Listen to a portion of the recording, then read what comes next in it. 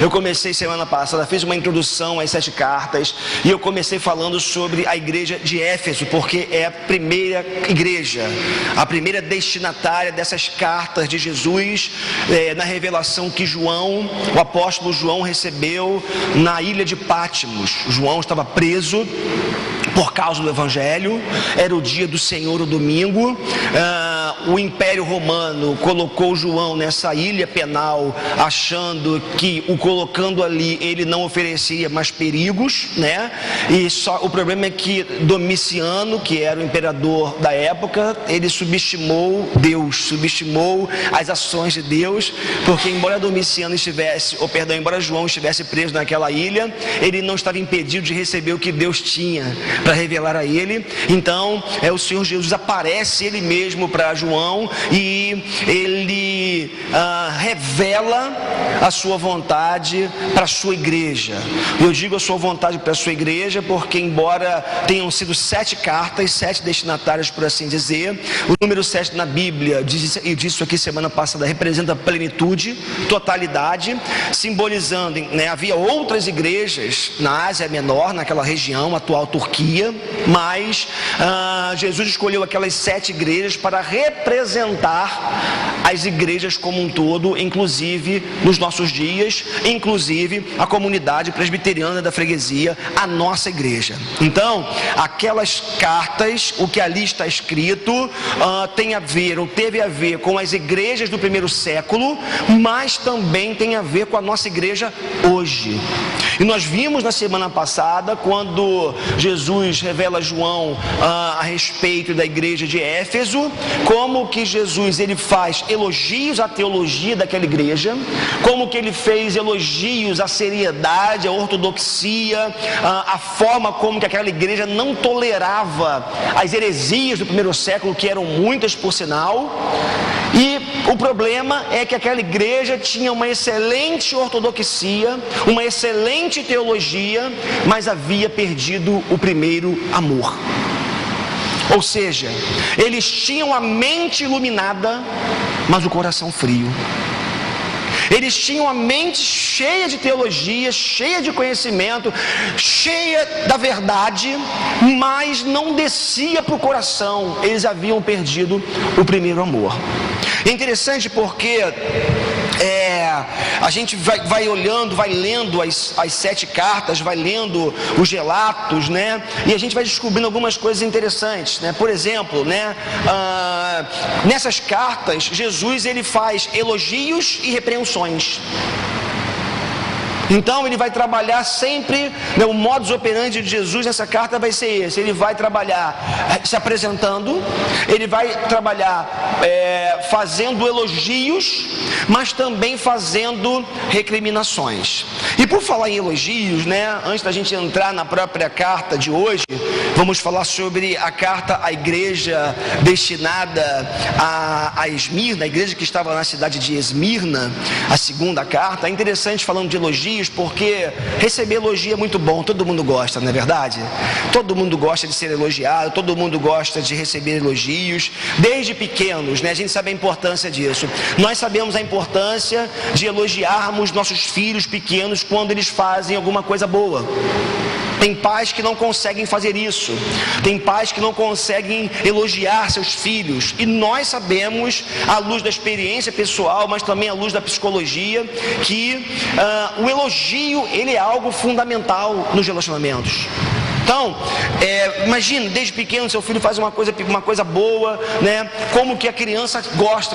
Eu já percebi na minha casa, em alguns momentos, né? Quando as minhas filhas fazem alguma coisa, assim, que faz uma coisa legal, bacana, e quando a gente elogia, como que os olhos delas brilham com aquele elogio. Tipo assim, caramba, né? Meu pai gostou, minha mãe ficou feliz. Isso é muito importante nessa relação familiar, na construção ali da vida, dos laços familiares. Isso é muito importante. Então, o elogio é algo fundamental, né? Nós precisamos disso, gostamos disso. E assim, embora todos nós gostemos de elogio, nós não podemos negar, né, que as mulheres são aquelas que mais gostam de ser elogiadas, não é verdade? Né? A mulher que gosta de ouvir: nossa, como o teu cabelo tá bonito, né? Nossa, como o teu vestido é lindo, né? Eu falei para Vivi hoje, para Juliana: pô, vocês estão vestido florido, bonito o vestido de vocês. Então, né? Nossa, você emagreceu, pô, perdeu os quilos.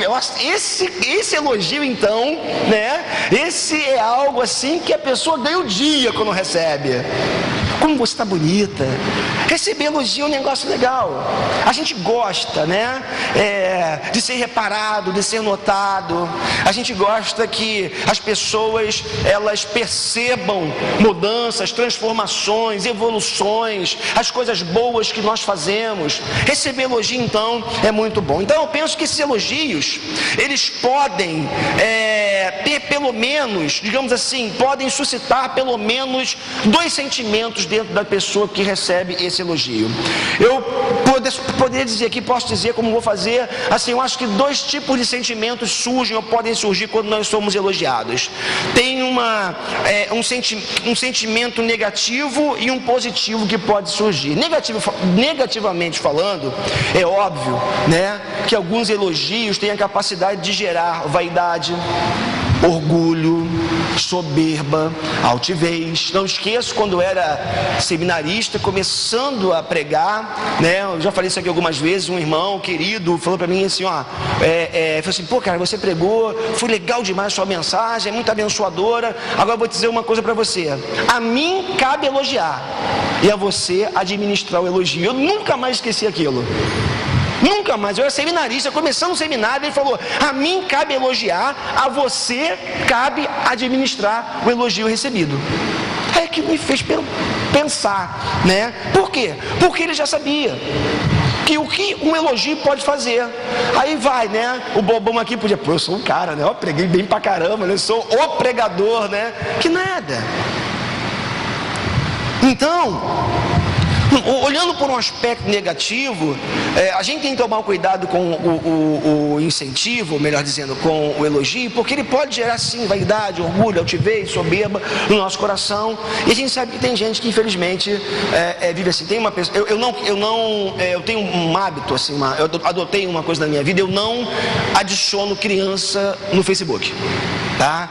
Eu tenho vários pedidos de criança no Facebook, tá? Mas foi uma decisão que eu tomei de um tempo para cá, tá? Por quê? Porque no Facebook, pai, se o teu filho tem menos, qual é a idade mínima para o Facebook? Alguém sabe? Alguém sabe? Me ajuda aqui. 18? Se o seu filho de 12, 13 tem Facebook, tem uma mentira lá, e essa mentira é a idade dele. Se você for olhar idade, vai estar 20 e tantos anos, 18 anos, 19 anos, é mentira, não pode. As minhas filhas insistem para ter Facebook lá em casa, eu não deixo. Por quê? É uma razão simples: se eu permitir que elas tenham Facebook, na primeira mentira que eu pegar delas, já vão falar: o quê? Mas você mentiu lá no Facebook, deixou eu mentir para poder criar a minha conta? Então, se o seu filho, que é menor de idade, tem Facebook, eu sugiro que você feche a conta do Facebook do seu filho, porque não pode, é uma regra. E para o seu filho ter um Facebook tem mentira. Então, estou aqui falando desse aspecto, já nem sei por que eu entrei nesse assunto, porque eu falei de Facebook, né? A gente às vezes entra por uma linha, depois para voltar fica complicado. Mas enfim, para a gente poder aqui voltar para cá, né? Falando dessa questão lembrei desse elogio, né? Porque outro dia eu peguei uma menina que que está lá na minha lista. Eu não aceito crianças lá no Facebook. Se você é aqui criança menor de 18 anos, não adianta me mandar convite, porque eu não vou aceitar, tá bom? Não vou aceitar, não adianta. Enfim, tem uma menina que está lá, bonitinha, que a menina, ela, conheço os pais, ela vive botando fotos, uma adolescente de 11, 12 anos eu acho, ela é muito evoluída fisicamente, né? E ela vive botando fotos de top, né? Cavados e tudo, e é impressionante as fotos dessa menina. E aí embaixo tem dezenas de elogios. você é linda, você é maravilhosa, você é isso, você é aquilo, né? Já teve, você, enfim, não posso dizer aqui algumas coisas que outros adolescentes e outras pessoas falam a respeito dela, os elogios. Eu já percebi que quanto mais ela é elogiada, mais ela aparece com o cabelo para cá, com o cabelo para lá, de óculos escuros, o top cada vez menor, e aquilo vai crescer. Eu já tive quase para mandar uma mensagem, mas eu falei assim, não posso fazer, né? Aí eu já conversei com o pai eu já conversei a respeito disso. Então, tem elogio, ou melhor, algumas pessoas, ao receberem alguns elogios, elas têm a capacidade de alimentar essa soberba, essa altivez, essa arrogância, esse orgulho, essa vaidade. Esse é o aspecto negativo do elogio. Mas o elogio tem um aspecto positivo também, porque o elogio, ele é extremamente importante no que diz respeito à motivação. Porque um elogio honesto, sincero, tem o poder de fazer com que uma pessoa continue a trilhar um caminho que para ela talvez seja muito difícil. Exemplo, a pessoa tem uma luta contra a balança, não consegue, dificuldades, irmãos, aí você faz aquele elogio, cara, poxa, aquele sentido, você perdeu alguns quilos, cara, olha que legal, você está melhor. Isso é fantástico para a pessoa continuar, né? Gugu, que trabalha como personal, professor de academia, sabe a importância da motivação, do elogio, quando o aluno consegue alcançar os objetivos, quando consegue fazer os exercícios propostos, e você motiva, você elogia, isso é muito importante. Esse elogio trabalha como uma espécie de reforço positivo desse comportamento, e tende a fazer com que a pessoa ganhe um novo ânimo e continue na sua caminhada. Então, o elogio é algo muito importante na nossa relação, nos nossos relacionamentos.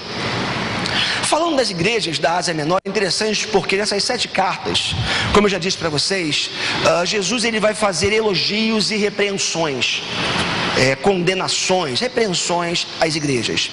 É interessante porque das 7 igrejas, das 7 cartas para as 7 igrejas, somente 2 igrejas só são elogiadas. O restante tem igrejas que receberam elogios e críticas. Tem igreja que só foi criticada na sua conduta, e teve igreja, que foram 2, no caso, que só receberam elogios de Jesus. E essas igrejas foram a igreja que se encontrava na cidade de Esmirna e a igreja que se encontrava na cidade de Filadélfia. Essas 2 igrejas receberam elogios apenas de Jesus, ou seja, Jesus não encontrou nelas pontos de reclamação, por assim dizer, não encontrou nelas vícios, apenas virtudes. E isso é muito significativo. E a igreja de Esmirna, a igreja que eu quero trabalhar com vocês nessa noite, foi a igreja que recebeu, né, como eu falei para vocês, esses elogios. Vamos ver o texto? Quero convidar você a abrir a sua Bíblia em Apocalipse capítulo 2, versos de 8 a 11. Vejamos então aqui a carta de Jesus à igreja que estava na cidade de Esmirna. Tá bom?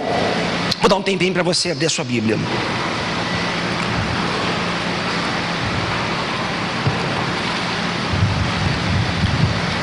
Apocalipse, último livro da Bíblia, capítulo 2, versos de 8 a 11. Quanto você acha? Quero só fazer menção a uma coisa que eu não fiz ontem. Nós tivemos aqui o encontro de casais aqui na igreja. Retomamos, né, o encontro de casais na igreja. Foi uma bênção, foi muito bom. Leila e Murilo conduziram aqui o nosso encontro. Foi muito legal. A gente riu um bocado aqui, né? E a gente foi confrontado, né, de uma forma muito positiva. Fomos motivados, né, de uma forma muito legal pelo trabalho que a Leila e o Murilo fizeram ontem aqui. Então, temos um dever de casa para fazer, um desafio importante, né, Alexandre? Né? A gente tem um dever de casa, um desafio para fazer até o próximo encontro. E eu queria deixar aqui o gostinho para quem não veio, para que você possa participar no próximo encontro de casais que a gente vai ter, tá bom? A data ainda vai ser, aliás, já está no nosso calendário ali, você pode olhar. Quanto? 25 de abril, né? último sábado de abril. Então foi muito legal ontem, queria agradecer aqui a Leila e o Murilo, foi joia, muito abençoador para as nossas vidas, né? Tá apontando para a Leila ali, né? Tá certo. Bom, Apocalipse capítulo 2, versos de 8 a 11. Apocalipse capítulo 2, versos de 8 a 11. Todos acharam? Amém, né? Dei bastante tempo para você encontrar. Ao anjo da igreja em Esmirna, escreva: estas são as palavras daquele que é o primeiro e o último, que morreu e tornou a viver. Conheço as suas aflições e a sua pobreza, mas você é rico. Conheço a blasfêmia dos que se dizem judeus, mas não são, sendo antes sinagoga de Satanás. Não tenha medo do que você está prestes a sofrer. O diabo lançará alguns de vocês na prisão para prová-los, e vocês sofrerão perseguição durante 10 dias. Seja fiel até a morte, e eu lhe darei a coroa da vida. Aquele que tem ouvidos, ouça o que o Espírito diz às igrejas. O vencedor, de modo algum, sofrerá a segunda morte. Então, essa é a segunda carta, destinada à igreja de Esmirna. Tem uma saudação, tem a apresentação do remetente, né? Ao anjo da igreja, que é o pastor. Lembrando a você, como nós vimos na semana passada, o anjo da igreja era o pastor da igreja. A carta era destinada ao líder, à liderança, ao pastor da igreja local. Escreva: estas são as palavras de quem? Daquele que é o primeiro e o último, que morreu e tornou a viver. Quem é o primeiro e o último? Quem foi que morreu e voltou a viver? Jesus. Então, quem está escrevendo essa carta? Jesus. Ele é o autor dessa carta para a sua igreja, até porque a igreja é de Jesus. Como eu costumo dizer, a igreja não é de homem. Se algum homem quiser se intitular dono de igreja, é fácil. Basta cumprir apenas alguns requisitos mínimos: nascer de uma virgem, viver 33 anos sem pecado, morrer numa cruz e no final ressuscitar ao terceiro dia. É fácil ser dono da igreja, porque só Jesus pode ser, ok? Então, voltando aqui, a Esmirna era uma cidade muito bela, irmãos, tá? Era uma cidade rica, uma cidade importante. Era a segunda cidade, perdia em riqueza, em grandeza, apenas para a cidade de Éfeso, que era a maior de todas. Era uma igreja importante, uma igreja rica. É uma igreja, uma cidade grande, uma cidade rica. Falando da cidade, uma cidade grande, uma cidade rica, uma cidade que tinha um porto, tá? Que ficava numa espécie de uma bacia do mar Egeu, protegido ali pelo mar Egeu. Havia um sistema viário muito interessante, muito bem desenvolvido no seu tempo. É interessante porque quando a gente pensa nas cidades antigas, né? Você pensa em quê? Em lugares ainda muito precários. Mas as cidades do Império Romano, essas cidades que estavam dentro ali do Império Romano, eram cidades muito desenvolvidas. Éfeso era uma cidade muito desenvolvida, uma cidade portuária também. A cidade de Esmirna era uma cidade muito desenvolvida por conta do seu porto, por conta do seu sistema viário, né? Haviam vias muito bem pavimentadas, muito bem construídas. A locomoção era algo muito tranquila, boa naquele contexto. Então, no período, né, quando o livro de Apocalipse foi escrito por João, revelado por Jesus, a cidade contava com aproximadamente 100 mil habitantes. Nós estamos falando de uma cidade com 100 mil habitantes, que naquele tempo era algo muito significativo, incluindo uma comunidade judaica muito relevante. Havia uma sinagoga naquele lugar, havia muitos judeus que professavam a sua fé. Os judeus tinham liberdade para expressar a fé,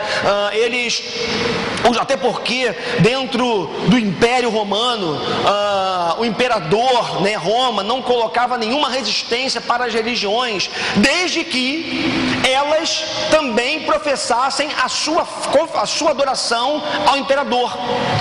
Se houvesse o culto ao imperador, se houvesse a queima de incenso para o imperador, no caso de Esmirna, tinha um templo dedicado a Tibério César. Se houvesse o culto a Tibério César, o imperador, não tinha nenhum problema. Qualquer religião poderia funcionar. Era uma cidade politeísta, era uma cidade de muitas religiões, de muitos deuses, então não tem problema. Adorou a César, adorou o imperador, adore a quem você quiser. E aí o cristianismo já começa a ter um problema. Porque um cristão verdadeiro, um cristão que acreditava e entendia que Jesus é o Rei dos Reis, que é o Senhor, esse cristão, ele não aceitava adorar a outro Deus senão Jesus. E era uma cidade muito linda. Interessante, eu perguntava para Mirna que hoje de manhã o significado do nome dela, né? Porque eu estava pesquisando e no grego a palavra Esmirna, né, que passa pelo nome da Mirna, que também aqui, significa mirra ou aroma suave, aroma agradável. Aquela cidade tinha um nome interessante, era uma cidade belíssima, era uma das cidades mais importantes da Ásia Menor, era linda, era próspera, mas era uma cidade hostil, era uma cidade impiedosa, era uma cidade que destruía, por assim dizer, aqueles que não se dobravam a César ou ao culto ao imperador. Interessante, o Alexandre lembrava hoje aqui que justamente hoje, a cidade do Rio de Janeiro está comemorando 450 anos. E o Murilo também lembrava de manhã, dizendo que hoje teve uma festa, né, com o nosso digníssimo prefeito, com escola de samba, com bolo, com festa, com carnaval, comemorando não sei o que. Eu dizia de manhã aqui que na verdade não é tempo de comemoração, é tempo de choro. Não é tempo de festa, é tempo de pranto. Não é tempo de celebração. Enquanto balas perdidas continuarem matando crianças e pessoas indefesas, nós não temos motivos para comemorar. Enquanto a corrupção continuar nessa cidade, continuar nesse país, nós não temos motivos para comemorar. Enquanto houver esse tipo de liberdade daninha, que eu escrevi até um artigo essa semana, botei nas redes sociais ali, falando sobre a Rede Globo, que colocou no ar quinta-feira um programa que eu nem conhecia, de humor, e o título do tema do capítulo era Os Barracos da Bíblia. E pegaram as bodas de Caná da Galiléia, fizeram uma encenação e fizeram um grande barraco com esse tema. Bota lá eu acho que vale a pena, veja lá na internet. E eu fiz uma crítica também por conta do nome da nova novela, das 9, das 8, das 7, não sei, chamada Babilônia, dizendo que eu só tenho uma crítica, que o nome está atrasado, né? Porque todas as outras novelas da Globo deveriam ter se chamado Babilônia. Enquanto a gente tiver esse tipo de coisa na nossa sociedade, enquanto a corrupção estiver entranhada, estiver dentro, estiver tomando conta, corroendo as famílias, a sociedade, nós não temos motivos para comemorar. Vivemos numa sociedade linda e feia. Vivemos numa cidade bela, com belezas naturais tremendas, mas uma cidade que mata, que devora os seus habitantes. Uma cidade que você tem que se abaixar dentro do seu carro, senão você toma um tiro na cabeça. Uma cidade que, se você entrar numa rua errada seguindo um GPS, né, que hoje em dia é uma facilidade muito grande, muitos de nós temos, e se o GPS jogar você, mandar entrar à esquerda ou à direita numa rua, está arriscado você não voltar. Como já aconteceu recentemente na cidade com um grupo que veio aqui e entrou numa rua errada, por assim dizer, e foi fuzilado. Uma cidade com tanta beleza, mas com tanto caos, com tanta morte, com tanta hostilidade. Esmirna era uma cidade assim. Esmirna era uma cidade rica, era uma cidade linda, era uma cidade próspera, mas era uma cidade hostil, uma cidade impiedosa, sobretudo para aqueles que confessavam a fé cristã. Agora, ali em Esmirna tinha uma igreja. Interessante, né? Naquela cidade que cultuava o imperador, aquela cidade que não aceitava crentes, que perseguia, que hostilizava, tinha uma igreja. Uma igreja que, embora vivendo debaixo da opressão e da perseguição, manteve-se íntegra até o fim. Para você ter uma ideia, olha só o que aquela igreja enfrentava. Aquela igreja viveu debaixo de falsas acusações, perseguições, era desprezada, mas que recebeu as seguintes palavras de Jesus que nós encontramos nos versos 8 e 9 de Apocalipse capítulo 2. Ao anjo da igreja de Esmirna escreve: estas são as palavras daquele que é o primeiro e o último, que morreu e tornou a viver. Conheço as suas aflições. Jesus dizia para aquela igreja: eu conheço as suas aflições. Eu sei como é difícil para você existir nesse lugar. Eu sei como é difícil para você ser alijada, separada, ignorada, desprezada. Eu conheço as suas aflições e a sua pobreza. Eu sei das dificuldades que você passa. Eu sei das suas dificuldades financeiras. Eu conheço a sua pobreza. Mas deixa eu te dizer uma coisa, igreja: você é rica. Jesus está dizendo para aquela igreja: conheço a blasfêmia dos que se dizem judeus, mas não são, sendo antes sinagoga de Satanás. Interessante, porque os historiadores, os estudiosos, eles dizem, a partir desse texto e de outras, e das pesquisas históricas arqueológicas, que a igreja de Esmirna, ela tinha essa característica muito clara: era uma igreja pobre. Até porque os cristãos, muito perseguidos como eram, eles perdiam suas propriedades, perdiam seus bens, eram saqueados, eram roubados, eram explorados. Era uma igreja que não tinha recursos, era uma igreja pobre. Interessante, né? Uma igreja que não tinha recursos, uma igreja que não tinha um templo confortável, uma igreja que não tinha ar-condicionado, uma igreja que não tinha um berçário bom, que não tinha salas operacionais, não era uma igreja operacional, não era uma igreja estruturada com seus departamentos, não tinha uma boa arrecadação. Aquela igreja era uma igreja pobre, era uma igreja sem dinheiro, mas Jesus falou para aquela igreja: você é rica. Interessante isso, né, gente? Interessante o critério, o conceito de Jesus, a definição de Jesus de riqueza. Mas espera aí, Senhor, a gente não tem dinheiro, a gente é pobre, como é que você pode dizer que a gente é rica? Por uma razão muito simples, irmãos. O conceito de Jesus, o significado de Jesus para algumas coisas, como vamos ver daqui a pouquinho, ele distorce muito e ele se conflita muito com o significado e com os significados que nós damos para algumas coisas na vida. É interessante porque era uma igreja muito pobre, que existia numa cidade muito rica, ou seja, havia um grande contraste. Imagina você existir, e eu acho que essa é uma realidade da nossa cidade, não é verdade?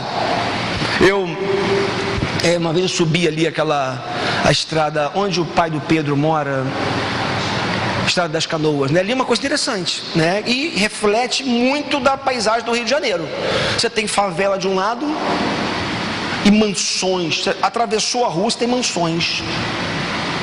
Você, né, vai para próprio São Conrado ali, você tem a Rocinha, a maior favela da América Latina, né? A Rocinha, e embaixo um dos IPTUs mais caros do Rio de Janeiro. Olha o contraste. E o que está acontecendo nessa igreja é que ela existia como uma igreja pobre numa cidade muito rica. É interessante, né? Porque eles tinham algo muito precioso, irmãos. É isso que eu queria que vocês entendessem nessa noite.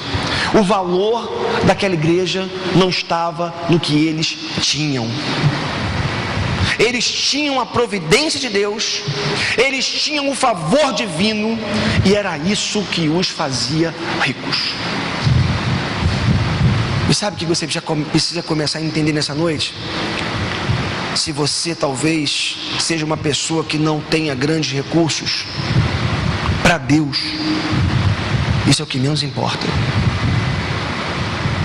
Porque se você tiver a providência dele na sua vida, se você tiver o favor dele na sua vida, a presença dele na sua vida, é isso que agrega valor à sua vida.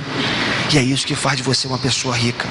Eles eram ricos das coisas que não se pode tocar, que não se pode ver. Eles eram ricos em Deus. Eles eram cheios da presença de Jesus, cheios da presença do Espírito Santo, e era isso que os fazia ricos. Olha só o que Mateus capítulo 6, verso 20 vai dizer, corroborando o que nós estamos vendo nessa noite. Mateus 6:20. Abra sua Bíblia aí em Mateus 6:20. Já pode abrir também primeira carta de Paulo a Timóteo, capítulo 6 também, versos 17 e 18.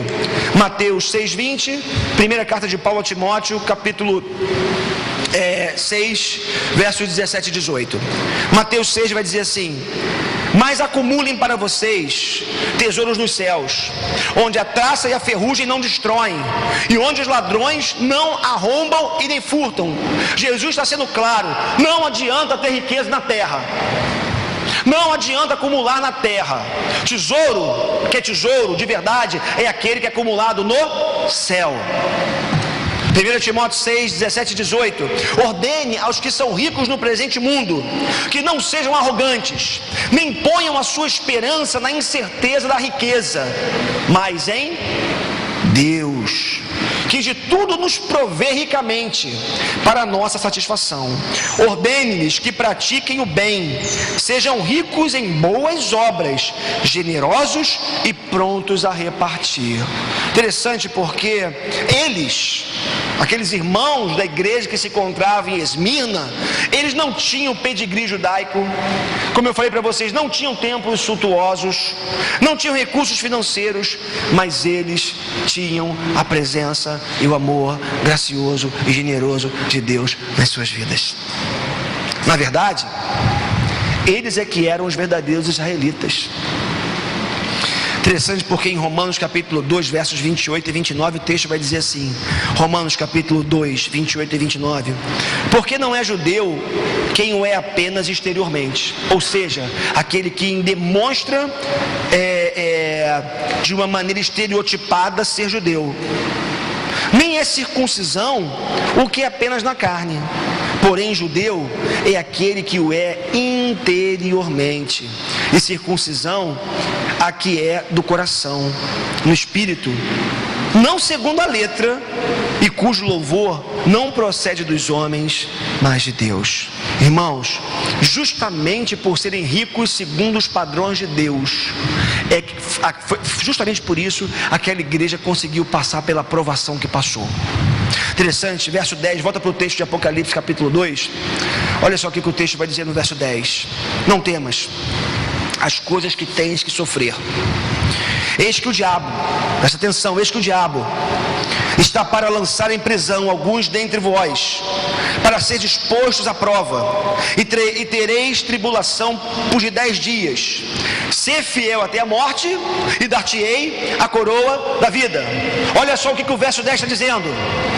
O que Jesus está dizendo é o seguinte: porque eles priorizaram, ou melhor, não priorizaram o ter em detrimento do ser, em outras palavras, porque eles buscaram as coisas do alto e não as coisas de baixo, porque eles buscaram a riqueza do céu e não a riqueza da terra, eles teriam ou receberiam o privilégio de colocar a coroa da vida. Olha que promessa fantástica para Deus, irmãos. Só receberá a coroa da vida, que é prometida por Jesus, aquele que, apesar da tribulação, apesar do sofrimento, apesar da angústia, apesar do escárnio, apesar das acusações infundadas, apesar de toda perseguição e calúnia e do que possa acontecer, somente aquele que perseverar até o fim. E Jesus está dizendo para a igreja de Esmirna: vocês são ricos porque vocês têm focado nas coisas do alto. A cidade tenta corromper vocês, a cidade tenta comprar vocês, essa cidade tenta destruir a fé de vocês, mas vocês têm perseverado até aqui. É interessante porque essa verdade, por incrível que pareça, irmãos, esse texto ele é uma fonte de consolo e esperança para os crentes, foram naquele tempo e é ainda hoje. O texto informa que o sofrimento infligido pelo diabo duraria 10 dias. Entenda uma coisa nessa noite: o Apocalipse é um livro muito simbólico. E quando Jesus diz que o sofrimento, a tormenta, a perseguição duraria 10 dias, ele estava dizendo que toda perseguição, todo sofrimento, toda dor tem prazo de validade. Sabe o que Deus está dizendo para você hoje? O teu sofrimento vai passar, a tua luta vai acabar. Esses 10 dias são simbólicos e marcantes para mostrar para mim e para você que os sofrimentos não se perpetuam na vida do homem e da mulher de Deus.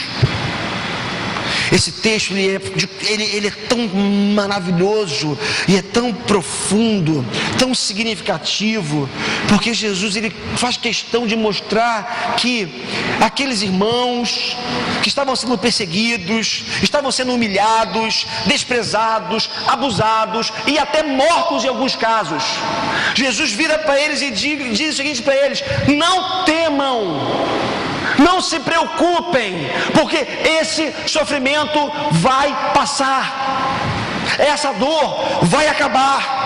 Vocês não estão sozinhos, eu não os abandonei, eu não desisti de vocês, eu não os deixei sós, eu estou com vocês. Por mais que vocês não percebam, eu estou cuidando de você e eu estou cuidando dessa igreja. Queridos, como disse para vocês, é muito significativo. Aquela igreja sofria com a pressão do secularismo.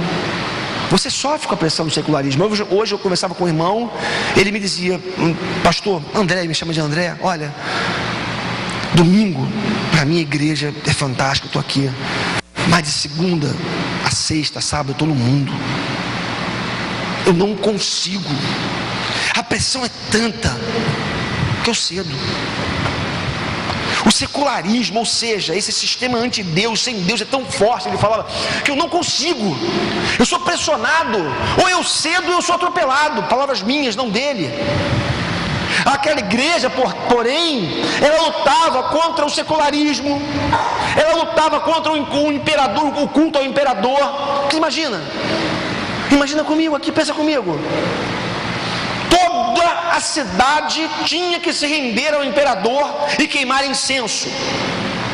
Aí você falava, virava: não queimo, não me ajoelho, só me ajoelho para Jesus. Senhor, César, Tibério, não pode. O Senhor é Jesus, eu só posso me ajoelhar para Jesus, eu só posso oferecer culto para Ele. Consequência? Preciso dizer?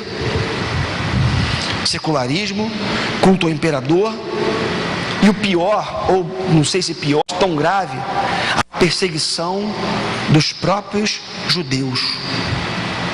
Interessante, né? Porque eu não consigo entender como que algumas igrejas se apoderaram de alguns símbolos judaicos e botam estampados na igreja. É castiçal, é estrela de Davi, é não sei o que. Irmãos, uma das maiores lutas no primeiro século foi a tentativa do judaísmo invadir o cristianismo. Paulo escreve aos Gálatas dizendo o seguinte: até quando terei que sofrer as dores de parto por vocês? O judaísmo tentando entrar na igreja, o legalismo tentando entrar na igreja, tentando acabar com o cristianismo, foi uma das maiores batalhas.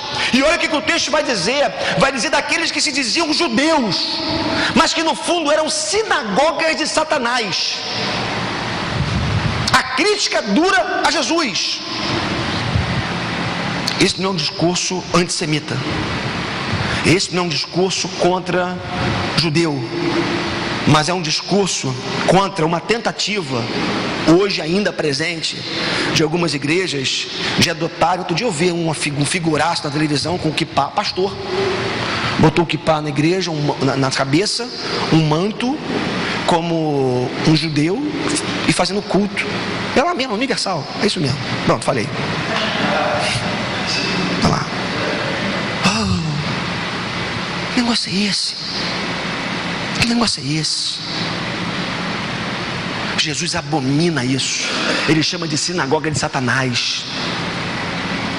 Temos que orar pelos judeus, a Bíblia manda. Temos que orar pela nação de Israel, a Bíblia manda. Mas nós não podemos introduzir na igreja de Jesus as práticas judaicas. É você matar Cristo de novo, é você sacrificar Cristo de novo.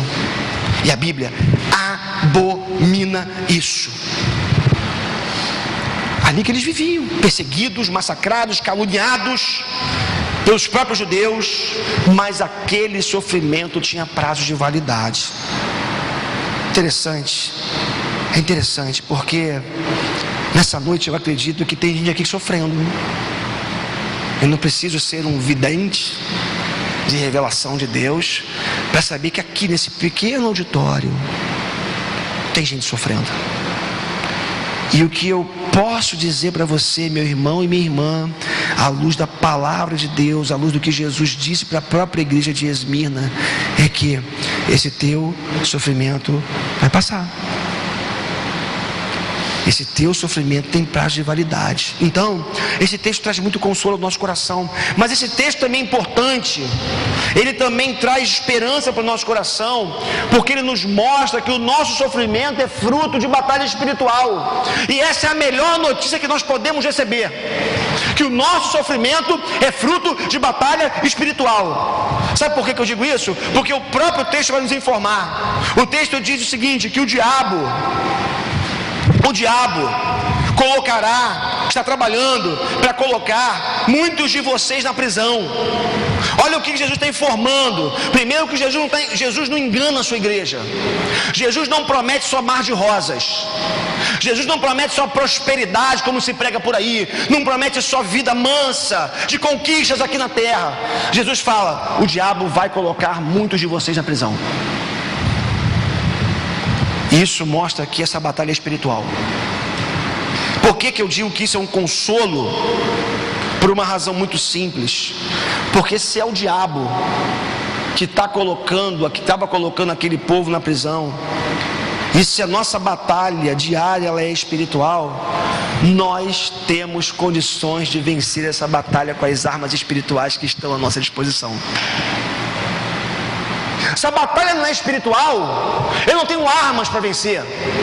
Mas se a batalha é espiritual, como o texto diz, eu encontro respaldo na palavra, e eu encontro armas nas escrituras para poder fazer frente a essa batalha.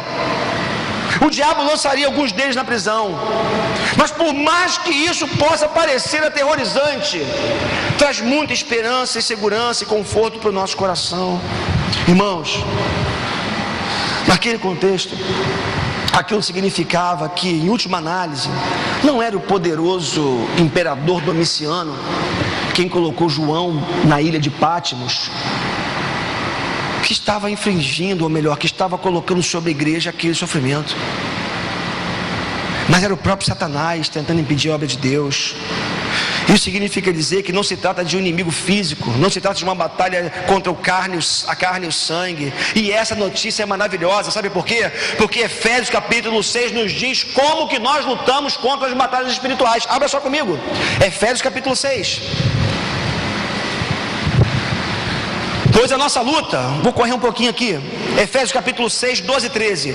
Pois a nossa luta não é contra seres humanos, meu irmão. A luta que você passa no teu trabalho não é contra o teu chefe, não é contra o teu colega de trabalho. A luta que você vive dentro de casa não é contra o seu cônjuge, contra os seus filhos. Paulo está dizendo, a nossa luta não é contra seres humanos, mas contra os poderes e autoridades, contra os dominadores deste mundo das trevas, contra as forças espirituais do mal nas regiões celestiais. Por isso, vistam toda a armadura de Deus, para que possam resistir no dia mau e permanecerem inabaláveis depois de terem feito tudo. Eu sei que você não gosta da Dilma, como eu também não gosto, mas queridos, existem forças espirituais sobre esse país. Feliz é a nação cujo Deus é o Senhor.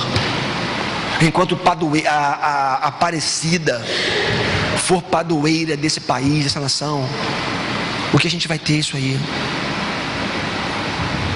A nossa luta é espiritual, a tua luta é espiritual. E nessa noite, Jesus está dizendo para você: você pode vencer a tua batalha. Você pode se armar adequadamente para enfrentar o que se levanta contra você. Então, provação espiritual é passageira, e a pior coisa que pode acontecer, isso é muito importante que você entenda nessa noite, ela é passageira, ela é espiritual, e a pior coisa que pode acontecer com você nessa noite, ou acontecer com você, é você ter que passar pela primeira morte. Eu acho que eu falei isso semana passada, quando John Piper afirma, né? Por que você está com tanto medo? Por que você está tão aterrorizado? Por que você está tão desesperado? Se a pior coisa que pode acontecer com você é a morte. E Jesus venceu a morte. Se Jesus venceu a morte, e a morte é a pior coisa que pode nos acontecer, por que ficarmos com tanto medo?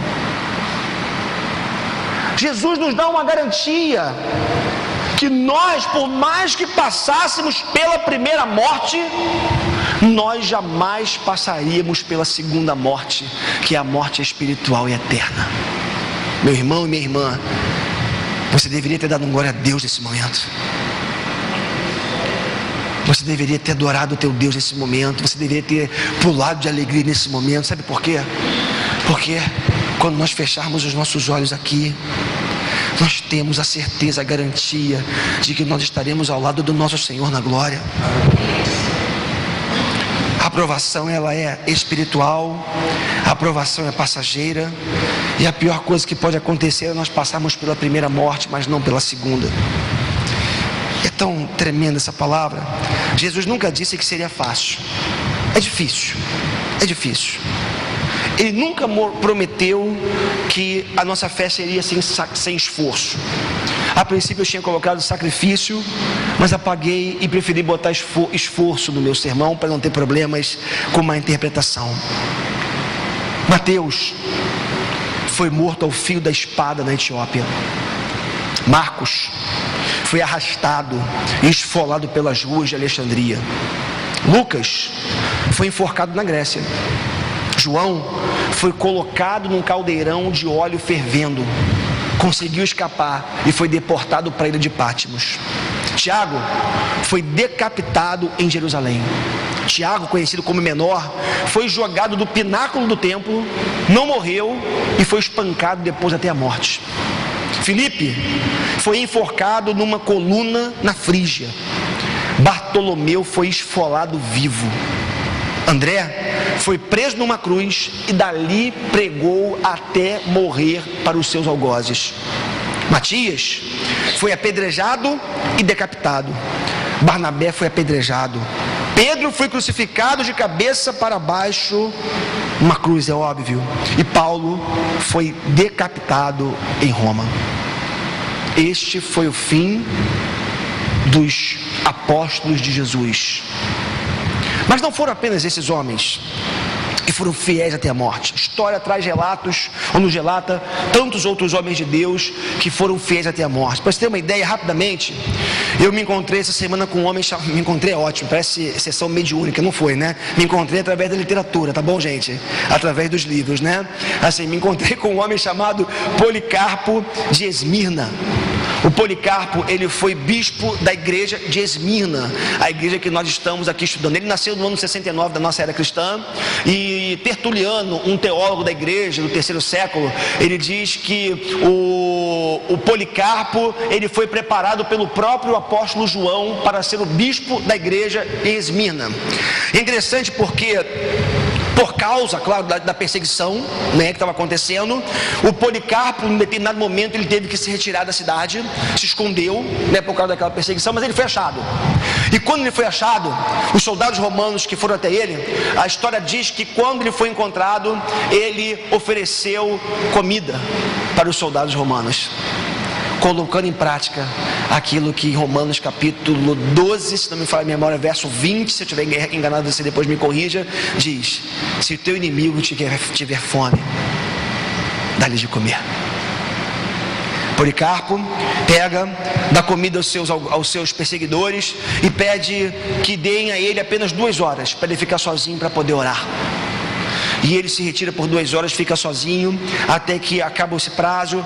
Ele é levado até a presença do governador. Um homem já idoso, o governador vira para ele e fala: rapaz, é tão fácil. Ô Policarpo, eu vou te dar uma chance. É só você negar esse tal de Jesus e declarar a sua adoração ao imperador. Basta você negar a Jesus. É simples. E Policarpo não quis aceitar.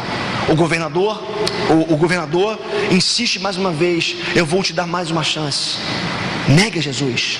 E a história escrita vai dizer o seguinte: que Policarpo, ele, depois dessa tentativa, Policarpo vai dizer ao governador: vivi 86 anos servindo ao meu rei e nenhum mal ele me fez. Como poderia eu negá-lo agora? E Policarpo, ele é levado até a presença, para um circo, melhor dizendo, para um circo. Ele estende as suas mãos, é amarrado num tronco, colocaram fogo nele vivo, mas como o vento batia contrário e ele não pegava fogo, mas o vento batendo não deixava que aquele fogo consumisse por completo, um soldado, num ato de misericórdia, né? Como é que chama? Golpe de misericórdia, tira a vida do Policarpo com uma espada, para aliviar um pouco o seu sofrimento.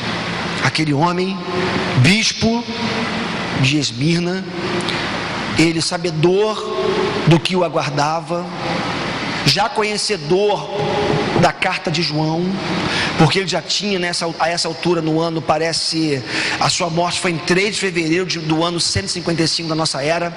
Ele já tinha acesso aos escritos do Novo Testamento, né, da forma como era disponível na sua época, é claro. E esse homem, ele morre não negando Jesus na sua vida. Para você ter uma ideia, todos os apóstolos e muitos homens e mulheres de Deus foram mortos por causa do Evangelho. Hebreus capítulo 11, nós temos a relação do rol dos heróis da fé. Mas quando chega no verso 35, mais precisamente dos versos 35 a 39, o texto vai dizer assim: houve mulheres que pela ressurreição tiveram de volta seus mortos. Olha só, hein? Poder da ressurreição de pessoas pelo poder de Jesus. Uns foram torturados e recusaram ser libertados para poderem alcançar uma ressurreição superior. Outros enfrentaram zombaria, açoites. Outros ainda foram acorrentados e colocados na prisão, apedrejados, cerrados ao meio, postos à prova, mortos ao fio da espada. Andaram errantes, vestidos de pele de ovelhas e de cabras, necessitados, afligidos e maltratados. O mundo não era digno deles. Vagaram pelos desertos e montes, pelas cavernas e grutas. Todos esses receberam bom testemunho por meio da fé. No entanto, nenhum deles recebeu o que havia sido prometido. Queridos, sabe por que a igreja de Jesus ela é o que é hoje? Porque o cristianismo cresceu como cresceu. Para você ter uma ideia, estou caminhando para o final. No início do governo ou do império lá do Constantino, no ano 306 da nossa era, a população de cristãos era algo em torno de 10%. No final do império do Constantino, meados do império de Constantino, a população cristã já girava em torno de 40%. No final do seu império,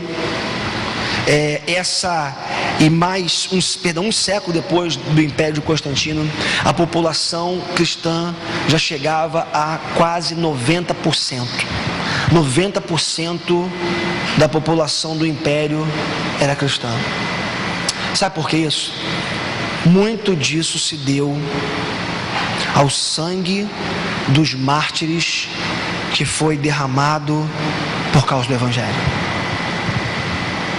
É óbvio que o sacrifício que salva é o sacrifício da cruz, mas a expansão da igreja ela se deu por causa do sacrifício de gente que decidiu não negar Jesus.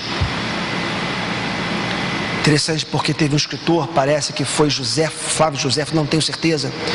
Ele registrou, ele era um judeu, não era cristão, e ele disse o seguinte, se foi ele mesmo, vou confirmar depois, que quanto mais se matava crente, mais crente surgia. E quanto mais se perseguia a igreja, mais a igreja se fortalecia e se espalhava. Irmãos, Policarpo não negou Jesus, os apóstolos não negaram Jesus, muitos homens e mulheres de Deus pagaram com a vida, deram a vida e não negaram Jesus. E quantas vezes eu e você, embora nós não cheguemos a falar eu nego a Jesus, a gente nega de outras formas, não honrando a sua palavra, não obedecendo o que Ele manda que a gente faça, não honrando e amando a sua igreja, não amando a palavra, a vida de oração, a comunhão.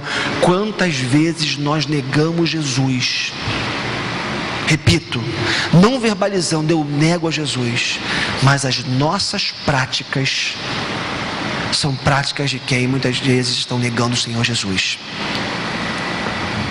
Hoje nós só estamos aqui como igreja porque Jesus um dia morreu por ela, porque um dia o Espírito Santo foi derramado em abundância. Em Atos capítulo 2 a igreja surge, por assim dizer, mas também porque teve muito homem e muita mulher santa que morreu ao longo da história dizendo, pode me matar, pode matar meu filho, pode violentar minha filha, mas eu não nego Jesus.